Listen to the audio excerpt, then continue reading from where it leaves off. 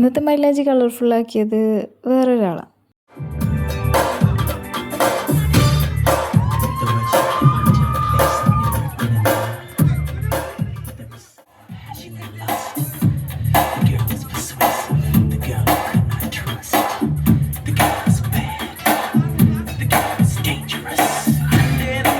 ഇത്താത്തൻ്റെ ഫാമിലിയിലൊരു ഫംഗ്ഷന് പോയാൽ മാക്സിമം നമ്മൾ എൻഗേജ്ഡ് ആയിട്ടിരിക്കും.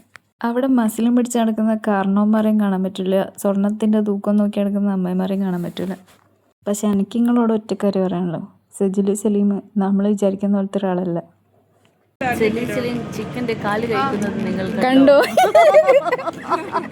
ചിക്കന്റെ എല്ല് പോലും ബാക്കി വെക്കാതെ കഴിച്ചത് കണ്ടോ?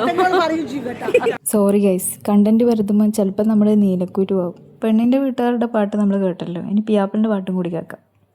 तेरे पीछे दुनिया है मेरे पीछे, लेकिन मैं तेरे पीछे